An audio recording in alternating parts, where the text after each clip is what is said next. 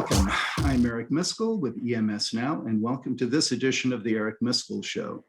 Our focus of our discussion today is on the European EMS industry.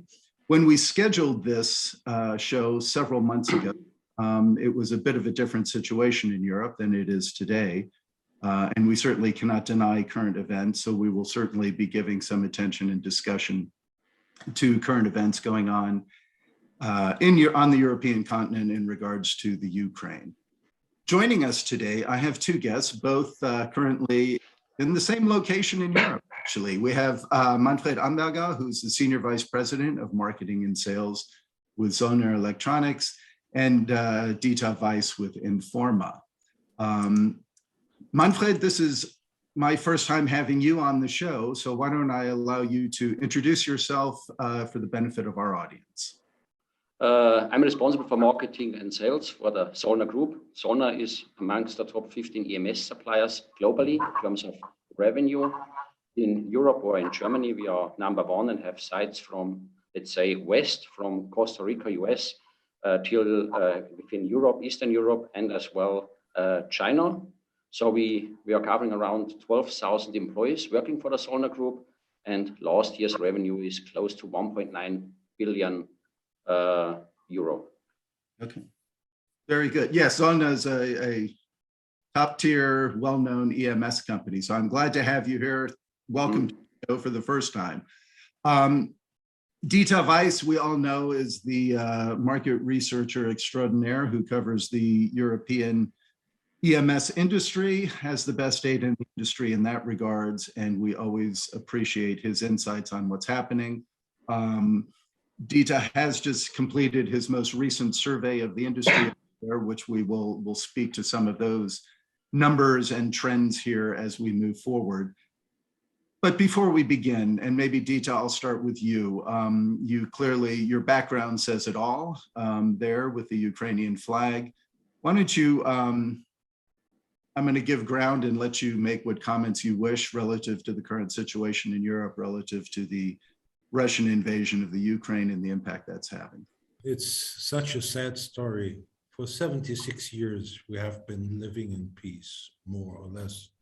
If I exclude now the Yugoslavian war, which was not viewed by most of us that intense as the war in Ukraine is being looked at. It is a sad story, and it didn't just happen on the 24th of February. It's happened already on the 17th of July 2014, when Malaysia Airlines MH17 was shut down by Russian terrorists in eastern Ukraine, killing 298 people, of which 80 were kids. This is unbelievable. Yeah, and what is happening at the moment is Putin and his soldiers are killing people, and they are killing civilians. They are killing children. Yeah, and they are sending their soldiers in there, not telling them that they are in a war situation, but they just tell them that this is kind of an exercise. This is so sick, and we should not forget this. And I'm actually really angry that still not everybody is attaching to the blockage and the boycott in regards to Russia to put force on the Russian government and the Russian people to stop this immediately. We have a lot of French companies, specifically Leroy Merlin, Decathlon, Auchan, who still continue to run their business in Russia, and they should stop immediately. Yeah, that's number one. And we should not forget about all these kids that already died over here. And I have been over here in Budapest over the weekend, and I saw a lot of stumbling blocks, which are brass blocks in front of houses where Jews lived that were killed by the Nazis. And I think we will probably, when this war ends, put stumbling blocks in Ukraine for every kid that was killed by Putin and his terrorists. Yeah, it's sad. It's really sad. Mhm. Yeah. Maybe just a word on Ukrainian EMS companies. I'm in contact with VD Weiss, an Ukrainian EMS who was located in Kiev. And I just today received a message from one of their employees, Maxim Anisimov, and he just informed me that they have moved part of the facility to Western Ukraine. On the other hand, they continue running the Kiev factory at 1 to 2 shifts daily, whereas they used to run it on 3 shifts. He tells me they are really deeply touched by the feedback from their European customers who canceled not a single order. And I think that's worth a mention and thanking all these companies who are helping these people and this industry in Ukraine at the moment. Some of them even asked how they could pay them more in advance in order to make sure that it's running. In addition, they have set up a facility in the West. They are just working on infrastructure, compressed air ventilation, but the Western Ukrainian factory will be launched in a few days. That is, at least with all these sad stories, is something positive. And Maxim, we are really thinking of you. Yeah. Truly a testament to the spirit of the Ukrainians in such dire times to be able to continue on like that. So, Manfred, from your perspective, be personally, or also from Zollner, the impact, what are your thoughts on this? Well, the impact, what all happens now, I think it's, for the most of us, not understandable what is going on. And Dieter touched already those topics. And when I look from EMS, like Zollner, of course, we are looking at that also very closely. All the effects, what is coming to the EMS. Like, so we at Zollner, we don't have direct customers or direct suppliers out from that regions, but there could be an indirect effect to us, whether it's like neon gas for the semiconductor industry, which might not cause supply issues, but at the end might cause price increases, additional price increases. And we are seeing all the effect like logistics, like an amazing number, 12% of the truck drivers in Europe are from Ukraine. So if those are going back or helping their country to resist what is currently happening, then this might cause additional issues. And like 14% of the global cargo ships, the Siemens, are also from Ukraine. So I think there's a lot of additional issues and consequences coming up for all of us, beside all the bad things happening to the people in that country currently. Yeah, and it is, I appreciate you may not have direct operations, but even as I'm talking to other global EMS, the impact on logistics, because all of a sudden there's fly zones that you can't fly through anymore, right? So it's right now. The logistics, which I was speaking to the gentleman last night in Singapore, who indicated that he believed it's an additional hour-and-a-half logistics transport time via air now that they have to factor in on that, I think coming via the Middle East and up, right? So are we having a similar impact for Zollner with your Asian-based facility? So the transport costs are definitely increasing. We see it in the fuel costs anyway. We see it when you look at the railway connection from, let's say, Asia to Europe via Russia, Ukraine. So that is affected surely because suppliers avoid that route currently. Mm-hmm. So this will increase as well. And when you look then at the raw materials like steel, palladium, nickel, and so on, those supplies are also interrupted. And there are options around the globe, yes, but at the end, it will lead to price increases. And beside that, and we talked to Dieter today, when we look at the current trucks, some of those or many of those got stuck in those regions. So supply is disrupted as well. So a lot of issues coming up today, and we will see future consequences in a few weeks or months as well. Yeah. Okay. Now, you know, this, and I hate to just call it a disruption, but in terms of the EMS industry, we've had a series of disruptions, right? From pandemic over the last, it's been very challenging 2-3 years here, right? Now the European one is extra strained right now due to the situation. So Dieter, let me come to you. You've done your recent survey, but you did something interesting that you're doing a 3-year look back this time, right? Because you're trying to give more context to the trends that you're seeing and the impact that it's having, what's happening in Europe. You could speak to that, please. Yes. Well, first of all, we have seen a lot of press releases by the associations saying, well, in actual fact, we have recovered from the COVID breakdown in 2020, and we are back to normal in 2021. And I'm sorry to say we're not back to normal in 2021. Number one is if we look at just the change from 2020 to 2021, it was actually 25% who were even having lower revenues in 2021 than they did have in 2020. But now if I take the numbers of these companies and compare them to their 2019 revenues, I can see that more than 40%, I think it's 44% of companies did not return to their 2019 revenues in 2021.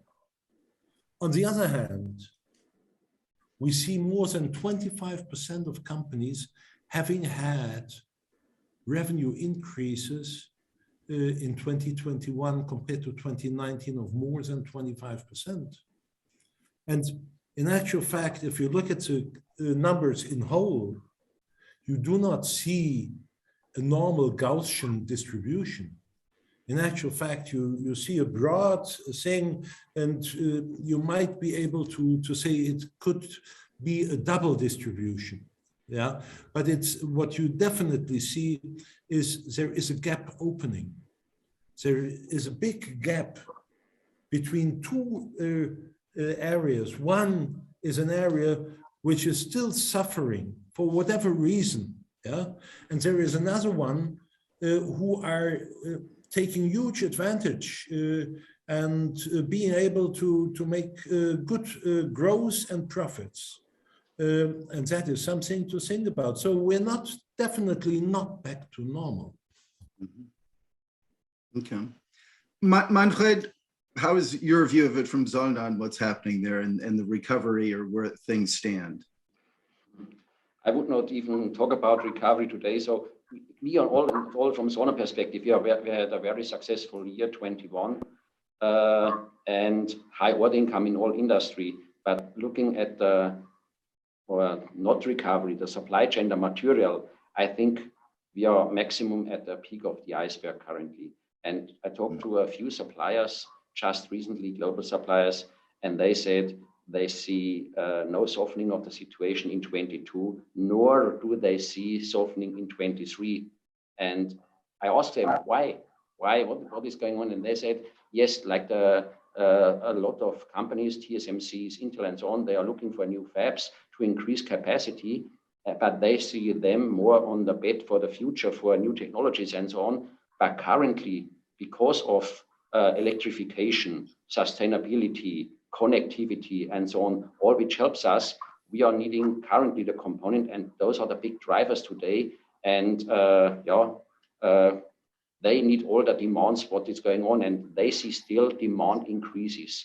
And they clearly told me, don't expect a softening in the short term. So they also ask us to look with our customers for alternative material supplies. Okay. Interesting. Dita, how do you see the ongoing material component situation impacting the industry? Well, in actual fact, yes, it is still ongoing. Yes, there is still discussion among the EMS companies how they can make sure that the customers pay the extra cost. I had a longer discussion with a group of EMS companies over the weekend again.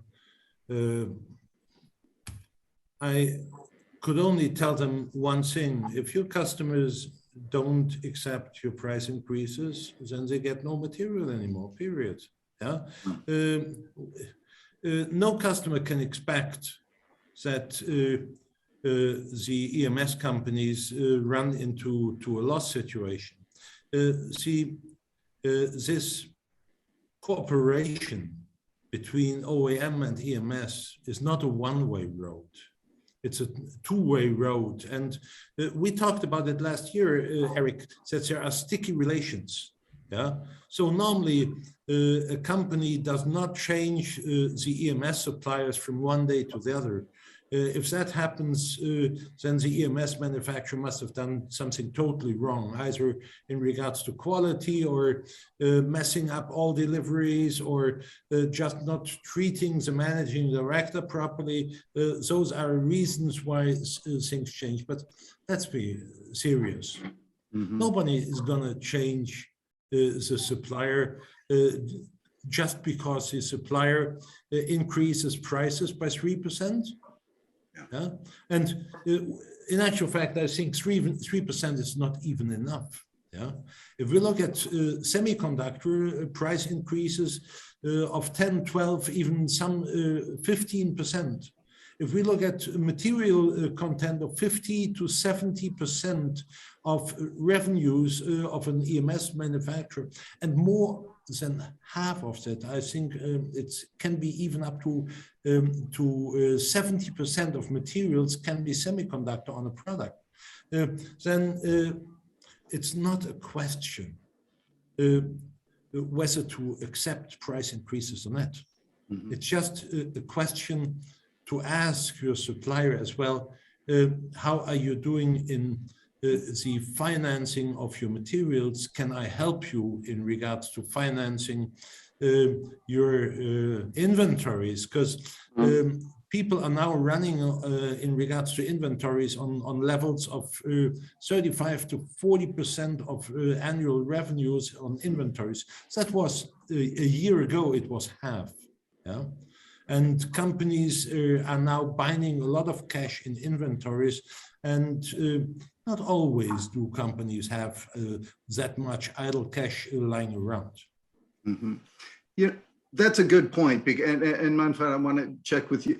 You know, we've heard a lot that, especially the material supply chain issues, you know, OEMs were reading about this, were acutely aware of it because it was in the newspaper, right, with the pandemic. Everybody was aware. So I think that it was probably, you know, managed a little more easily because of the OEMs were well aware of it. They didn't think, oh, the EMS is trying to get their pricing up here, right? There was clear. How are the relationships with the OEMs? How are those going through this from your perspective? So what we see, so it's really a partnership situation. So we are working closely together, have a common approach together to see what back can we do to overcome the situation with materials. So it's really a very open and cooperative discussion what is going on. But maybe one topic to add to all that material discussion, a topic which is also come more severe is the lack of the employees. So we need to have the workforce available, and looking at the unemployment rates, which go down and down in not in one country, in many countries. So to have the workforce available, the skilled workforce, it's becoming more and more a critical topic as well, not just in material. Material, we have supplies from 50 weeks and up. So, and in consequence, we have order load, which covers already 1.5 years or more, because we're working with long-term forecasts and so on to get the right supply information out to the suppliers. But workforce is as well a very important topic. Not to forget about all that material discussion. Yeah, no, yeah. Somebody has to help put the material together. Exactly right. And Dita, I'm struck by one of the slides that you shared with me from your recent survey, and the one about the order backlog. And it says the general sense of it is that order books are totally filled. And you made a comment on the bottom that some companies are already booking for 2025. So what we're seeing is still a very healthy pipeline. Yeah, no. So speak to the order backlog and the. Oh, yes. Well, what I normally do is I do calculate the order backlog in working days. So I do calculate how much revenue a company on average does per day. And then I take the total order backlog and recalculate that in working days. And as you can see is that the order backlog has in Germany, for example, now exceeded 1 year. In the big companies, like, for example, all companies more than 50 million in revenues, it is now nearly 1.5 years. Yeah? Mm-hmm. And we are not just talking about orders that are non-binding. We are talking about binding orders. Yeah? The exception on that is Switzerland at the moment. Switzerland has had a very good year, 2020. You remember that? That was mainly due to the medical industry and production for ventilators. So that helped the Swiss industry. But now in 2021, the revenues came down. And with this, the order backlog in Switzerland came down as well. But other than that, the order books are filled. For sure, the bigger companies have a longer order books than the smaller ones. But even with the very small companies with less than 5 million in revenues, they have, I think, 248 days, which is 250 is a year. If I exclude Sunday work. So they are filled. They are all filled. And now we can discuss this endlessly. Is there double ordering or what is it? Yeah, I don't know. You'll have to wait and see what happens. But at least I can tell you that the customers are pre-financing inventories, to make sure that their orders are delivered on time in accordance with the delivery schedule. So that's fine with me. Yeah. To be honest, I don't know where this huge market growth comes from. I don't know. Maybe Manfred knows. Yeah. Manfred, what's your sense of this? Yeah, the huge market growth, and out from the discussion I have with the suppliers, they still say the market is still increasing, the demands are increasing, what they are seeing, and they say it's coming out from those EV activities, autonomous driving, the infrastructure behind, which consumes a lot of material, also the fields like connectivity, and things like that. So they are consuming many of the materials, and these are driving all the demands out there and causing our trouble to get the material in.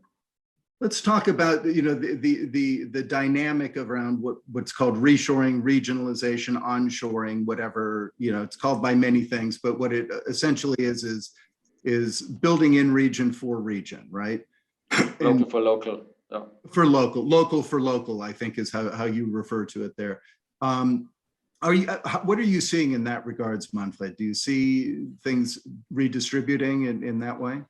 I think the situation, what we're currently seeing and so on, I think really drives this more and more, the reshoring, but not just reshoring at the end, like looking from the European perspective, we need to assure to have the right component supply, to have the PCBs, which moved away over the years. So we need to have the PCB supply, the passive components, semiconductor as well as raw materials around. Mm-hmm. And for the suppliers like Europe, Europe must become more and more important. But this is not an effort which can be led by one country only. So there must be a kind of common European approach to make Europe more attractive for the future, to realize a local supply and to become more and more maybe independent in certain cases and to have a certain risk mitigation. Mm-hmm. Absolutely. Dito, what is your sense of this?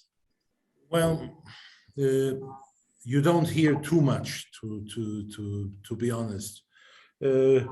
I've used the examples from Zollner too often to repeat them over here with Placer. Yeah, I have two other examples from Germany where reshoring from China happened, but in actual fact, the production was pulled in again, so it was an inshoring, yeah, to an OEM now manufacturing those products at similar costs that they bought them in China. They are now manufacturing them themselves. Yeah, it's a consumer product. Yeah, but the company clearly said they cannot rely on the continuous interruptions and no proper logistical chain, and they needed it to stop. That is a big argument. And we just read that now Shanghai is in lockdown again. So it all is a situation that is not helpful. Yeah, but you don't hear too many detailed projects. Everybody is telling you, yes, we are in discussion with our customers to pull back products from the Far East, but that's not it all. Yeah, we are seeing other very cost-sensitive products which have been manufactured in Europe in the past being pulled out of Europe as well. Mm-hmm. You remember always that we had the 3 C's: consumer, communication, computer, products being manufactured in Eastern Europe. Now, as Manfred and I am just sitting in Eastern Europe, because we are both sitting over here in the Hungarian factory of Zollner, let me tell you, Hungary, Slovakia, Czechia, they all have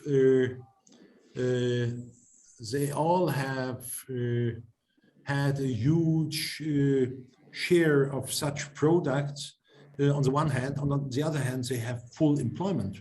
Let's face it, Hungary and Czech Republic, they all both have about 9.7 million inhabitants. That's not much.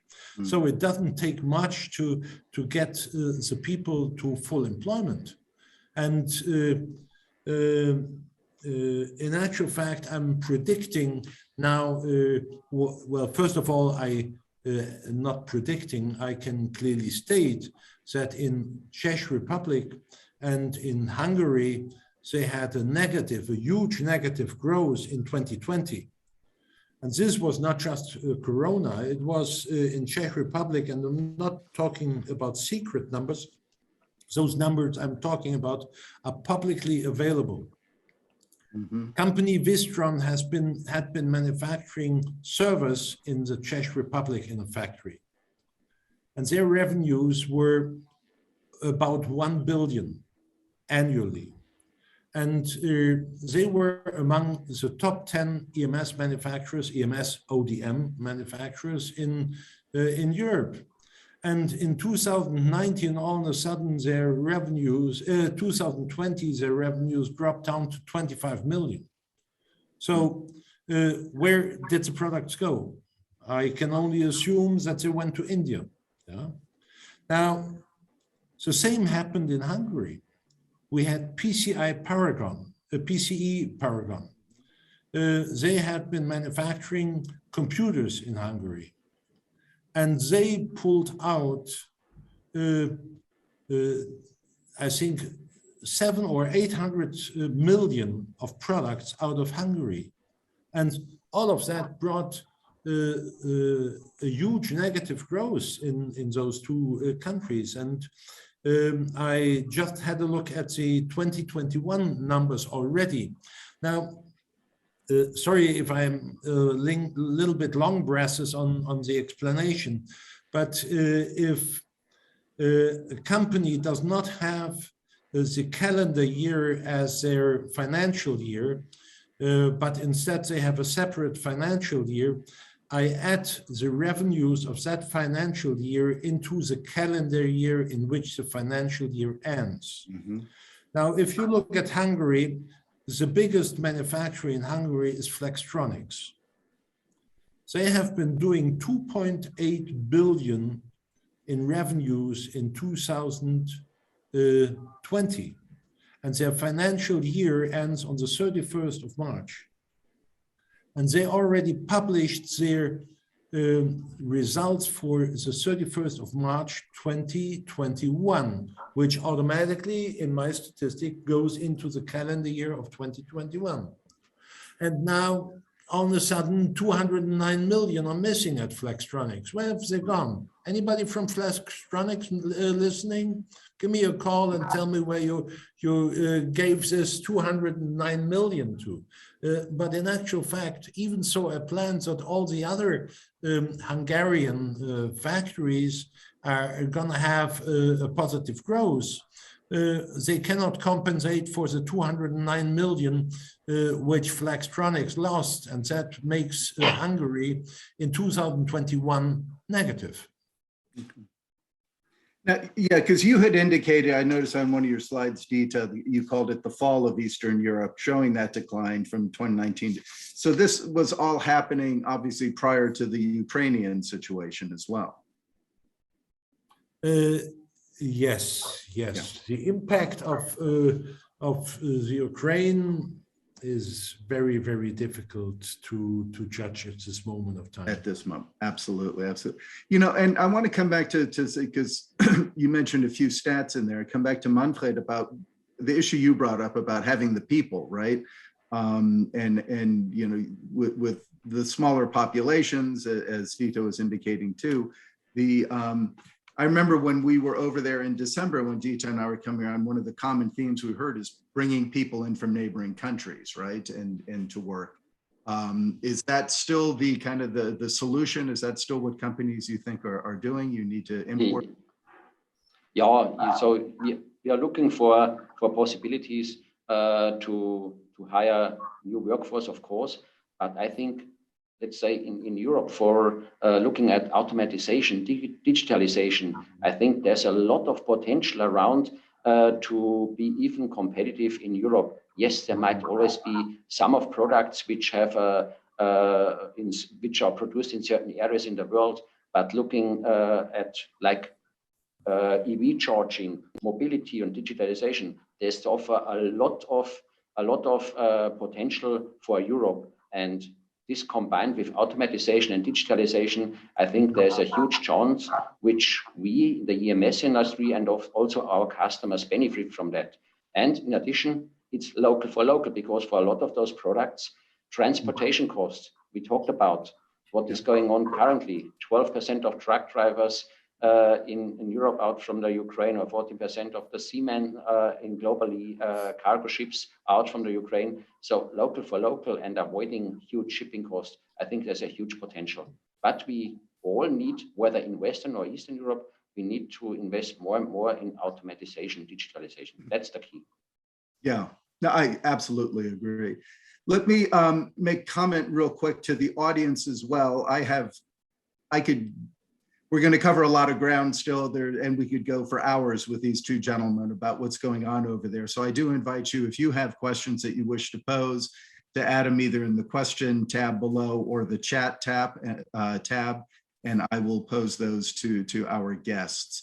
I want to move on through some other topics while I have you, because I don't want to keep you here forever. Talk about, you know, M&A is an issue that we always talk about on these shows, and getting updates from regions. And M&A in Europe has been an interesting one. I think it's been a healthy market here in the past. You know, the trend I find interesting is I see European EMS coming over to North America, doing acquisitions, starting to do some acquisitions over here as well. And then, you know, so Dita, let me just start generally with you. How do you see the current environment, and what impact is the Ukrainian situation also potentially having on that? In regards to M&A? Yeah. I don't think that influences is at all. No. Okay. I think, number one, we are being approached in regards to purchases. We have a lot of companies who would love to expand their business by acquiring a competitor. In the majority, those purchases are aimed to getting additional customers. The problem is a very simple one, especially on the smaller companies, due to the fact that there is sticky relations between customers and EMS. You cannot just chase a customer and try to get him from another EMS. Yeah? The big problem is that people, due to this effect, think we don't need sales. We don't need a person like Manfred. No, what do we need him for? Yeah, company orders come automatically. No, they don't come automatically. Yeah, and see, it's not just about ordinary marketing. You need to talk about branding as well. You need to brand your company to make it known to everybody. Yeah, nobody knows the EMS industry. Yeah, see, let's go back a year and a half ago when this ventilator discussion came on. Yeah, none of our politicians knew anything about the EMS industry. Yeah, Donald Trump called up General Motors. Yeah, that was the only thing General Motors could do on the ventilators, put 4 wheels on them to move them. Boris Johnson in the UK, he called up Dyson. I would have loved to see people in the hospital with a vacuum cleaner around their neck. Jesus Christ. People are not understanding how important marketing is. If you want to have more customers, you need to look at the OEMs who are still manufacturing the products themselves. Those are your customers. And for those, you need a proper marketing and you need a proper sales. Yeah, learn it. Well stated. Sorry. And so bringing it back to the M&A piece, because your point is well taken. You know, the EMS has always been kind of a hidden industry that many people don't understand. Even today, when people ask me, what is EMS now? What is EMS? And I always take out my cell phone first and say, so this is the label, but they don't make it. Let me tell you about it. Some even think EMS stands for Express Mail Service. Yeah, or the Eric Miscoll show. So, you know, that that's marketing. But from the M&A side, I think we do see activity. I think it continues to be. There's an urge to get bigger, that urge to merge, they call it, right? There's a desire for smaller companies to kind of become larger entities. There's a lot of movement on that. I think we certainly see it here in North America. I see that happening over in Europe. And like I indicated, we see that the Europeans, you know, I wouldn't say for the first time, because Zollner certainly has been over here for a while, but you see that with some smaller companies, not just the top tier ones, starting to establish footprints. Yeah, I find that to be an interesting trend for the industry. Manfred, what's your view of that on the consolidated industry? So looking like the global situation we have, and like in the US, I can imagine that other EMSs are looking also for maybe M&A activities in the US, looking at the Buy America Act and so on. So then all the new regulations, I think, like we went global very early to be where the customer needs us, and overcoming, of course, this regulation. And surely other EMS, or even smaller EMS, are coming under that pressure as well to serve their customers. And so I think that could be a driver for them to also look for other global locations. Sure. Yeah, absolutely. You know, and I want to be respectful of time here, but one issue I definitely wanted to get to is the issue of what's driving the business. And I spoke to you both before about that. When I look at the history of the EMS industry, I think about the products that help drive the growth of that industry. And I think we began pretty much with the computer industry. We went through networking and cell phones and what have you. And today we're really talking about the impact that EV, right, electronic vehicles, are having on the industry, and as that is moving forward. And I just want to ask, kind of, you know, your thoughts on that, and maybe Manfred, start with you. How do you see EVs as a product that for growing the industry? EV, I think it's could be maybe a driver of a new wave in the industry, autonomous driving, and combined with EV charging infrastructure. A lot of things have to be done globally. And we are also in for certain customers in the EV field, and so I think there's a huge demand driving that in the future for sure. Yeah, and that globally. Yeah, Dieter, do you have an opinion on that? No, I'm actually just looking at the comment I just read, which I think would be a good challenge on this. Why do we need EMS companies? And it came from Jörg, and Jörg wrote some years ago, an Audi manager said, do we need EMS anymore? We can think of Infineon supplies all control units we need directly.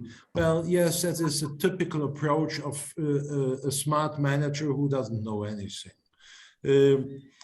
As long as we cannot directly have an I/O on a semiconductor, yeah, and you can only have an I/O on a semiconductor if the semiconductor is that big, yeah, then you can push with your finger on it, yeah.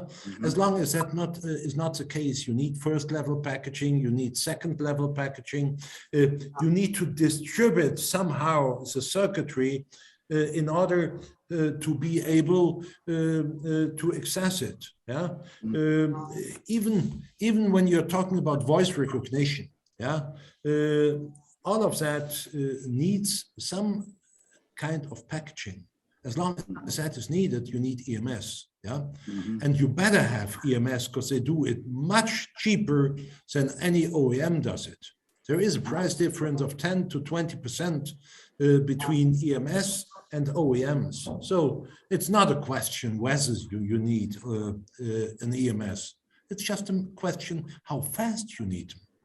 And maybe one thing to add, in the meantime, we see EMS starting to build their cars, build their own cars in the meantime. Yeah.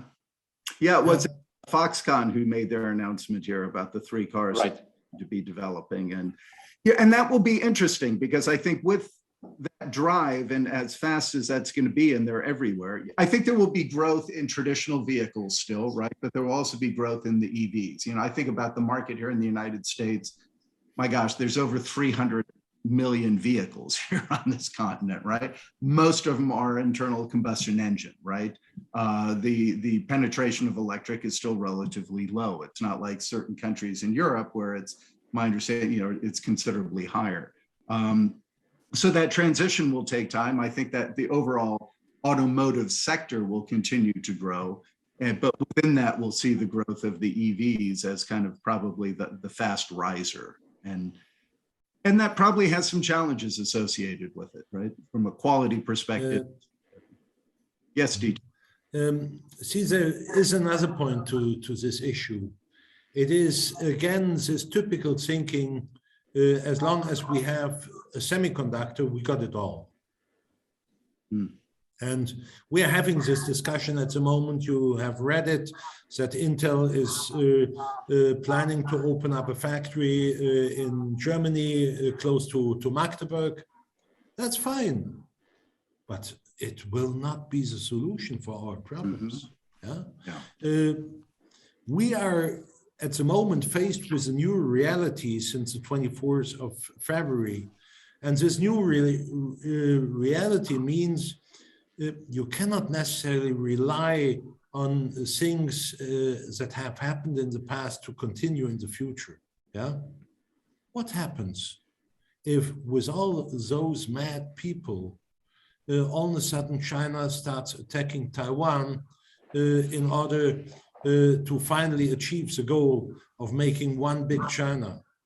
You will not get any semiconductors anymore, but you will not get any PCBs anymore as well. And at the moment, Europe, neither America is able to cope with the demand for printed circuit boards themselves. We are totally dependent. So the much dependent we are with oil and gas from Russia at the moment, we are dependent with PCBs from China. That is a very unhealthy situation. It needs to change. And people need to think about that. Some are already taking action. I know a big EMS company in Lithuania who have now started a project and want to build a PCB factory until the end of this year. So it's a beginning, but it's not sufficient. Right. Yeah, and that's under the guise what you're talking about is what people refer to as supply chain security, right? And making sure that they're having that kind of regionally. Manfred, anything before I move on to my last question, anything you wanted to add on that particular topic that Dito was just commenting on? No, I think what I mentioned before, though, to have the raw materials, the PCB, semiconductor and so on available in Europe, like one site is not enough, and we have to look at different commodities, not just one certain component out of that.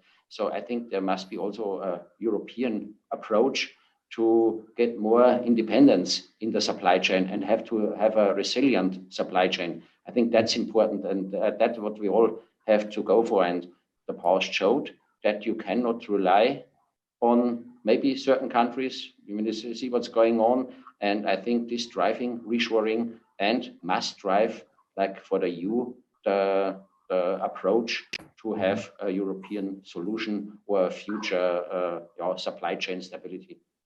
Yeah, good. Hey, to wrap up, I want to kind of do a bit of a look forward. So, the prognosis for Europe moving forward. Dita, you put in one of your slides that you shared with me, you have your 2021 to 2025 kind of forecast. I know forecasts, the further you get out, the less certain you are of them, the closer in, the more certain you are of them, right? So to share with, what are your thoughts moving forward over the next? Well, first of all, and I don't have the full 2021 numbers as of now. Right. So they are at the moment a prediction. But I do have a lot of numbers already lying in front of me. So we see a growth rate of, on average, 9% for Europe for 2021. And that is, a lot of it is recovery from the 2020 gap. So we cannot expect that growth rate to continue in this way. In addition, not with the existing allocation problems.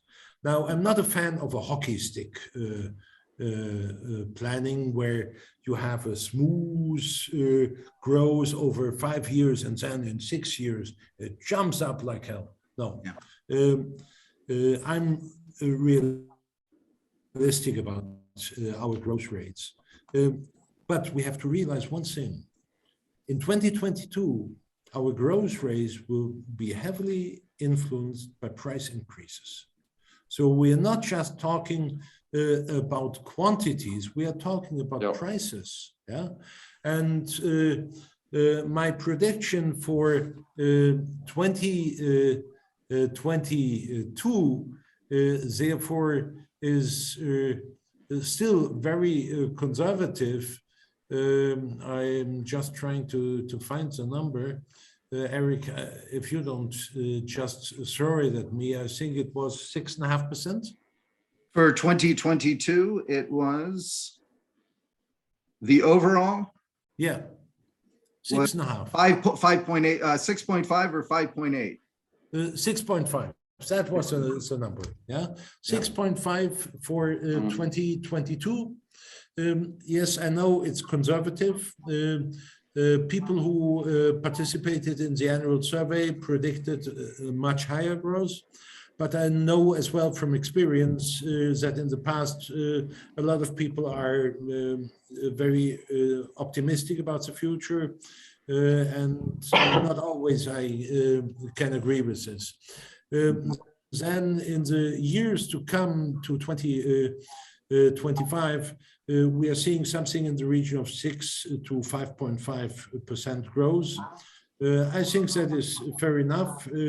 It still reflects that we will see more products, more digitization, and other issues that will cause growth above average. Let's be realistic. If we look backwards, we not always had years with growth of more than 5%.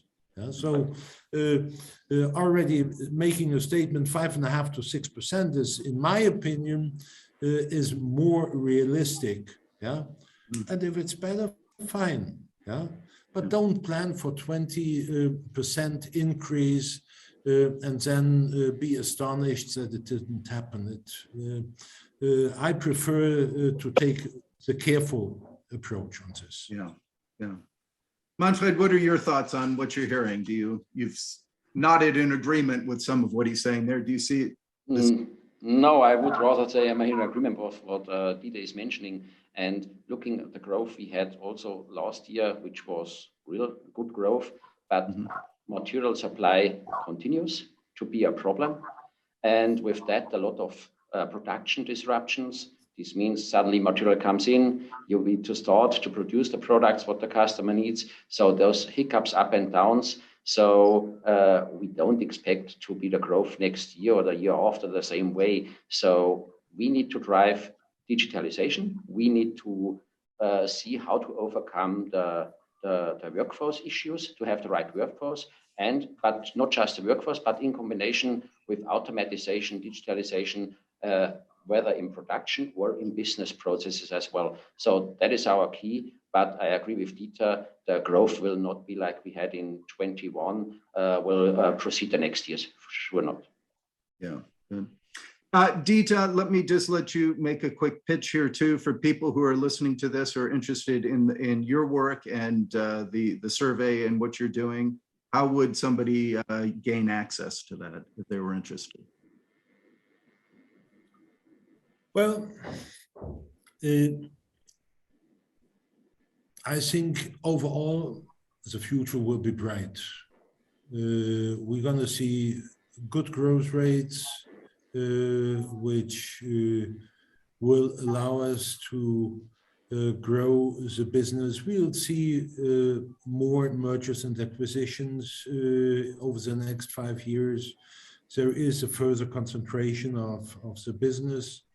On the other hand, we all hope that this war will end shortly and that we get to a more normalized situation. And I think in that respect, then we can look at more alternatives in regards to low-cost manufacturing. Yeah. Let me specifically mention Moldavia, which is at the moment very much crowded with Ukrainian refugees. But once the situation is over, this little Moldavia has still very attractive manufacturing costs.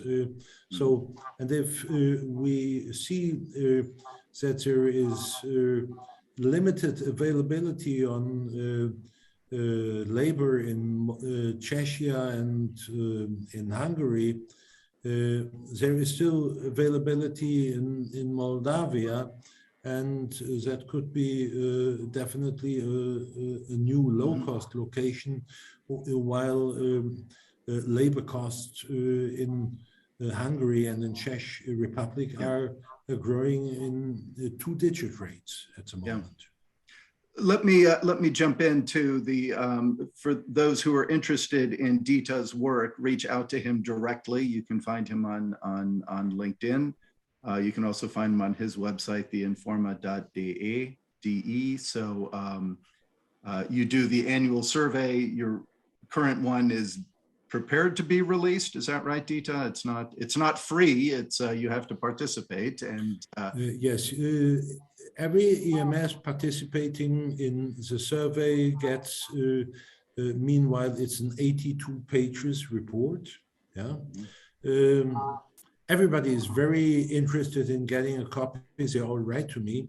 The strange thing about it, they expect me that I put in a list with the participating companies and with their annual revenues they reported to me.